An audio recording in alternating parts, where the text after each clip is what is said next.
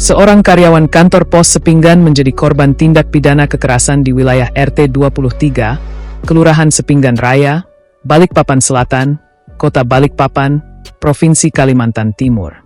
Peristiwa tersebut terjadi di Jalan Sepinggan Baru I, sekitar pukul 15 WITA, Sabtu, 13 Desember 2025. Ketua RT 23 Kelurahan Sepinggan Raya, Rusli, mengatakan korban merupakan karyawan kantor pos Sepinggan yang saat kejadian berada seorang diri di dalam kantor. Korban ini karyawan kantor pos Sepinggan. Kayaknya dia lagi closing, karena posisinya sendirian, ujar Rusli di lokasi kejadian. Ia menjelaskan, warga baru mengetahui kejadian tersebut setelah korban berlari keluar kantor pos sambil meminta pertolongan, sebelum akhirnya terjatuh dan tergeletak di pinggir jalan sekitar 10 meter dari kantor pos. Kita tahunya setelah korban lari keluar, minta tolong, lalu tergeletak di sini. Yang pertama menghampiri itu pekerja bengkel yang ada di sekitar, jelasnya. Saat itu, secara kebetulan ada pegawai puskesmas yang melintas di lokasi. Korban kemudian segera dibawa ke UGD untuk mengambil ambulans dan langsung dievakuasi ke Rumah Sakit Kanujoso Jatiwibowo, RSKD, Balikpapan. Rusli menyebutkan, korban mengalami luka cukup serius di bagian belakang tubuh. Lukanya di bagian belakang, itu sudah luka di dalam. Sudah berdarah di meja dan lantai di dalam kantor pos, makanya dia keluar minta tolong, ungkapnya. Tim medis RSUD Kanujoso Jatiwibowo, RSKD, Balikpapan mengungkap kondisi terbaru korban tindak pidana kekerasan yang terjadi di kantor pos Sepinggan, Balikpapan Selatan. Korban diketahui mengalami 6 luka bacok di bagian kepala.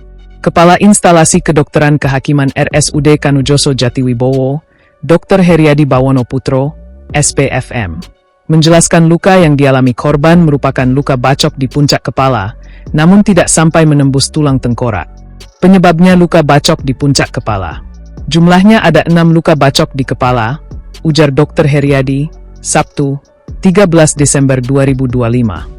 Ia menyebutkan, kedalaman luka tergolong tidak terlalu dalam karena tidak ditemukan patah tulang tengkorak pada korban.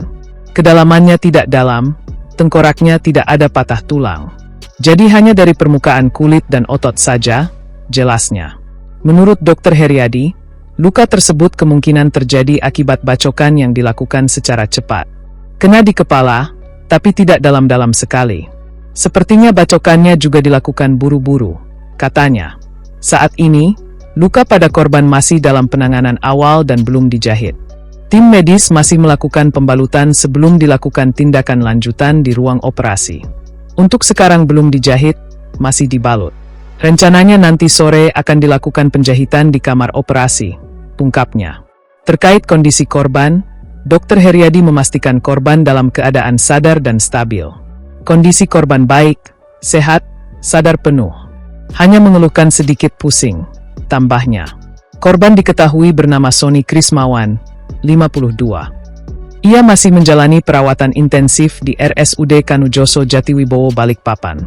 Sementara itu, pihak kepolisian masih melakukan penyelidikan untuk mengungkap pelaku serta motif di balik tindak pidana kekerasan yang menimpa korban.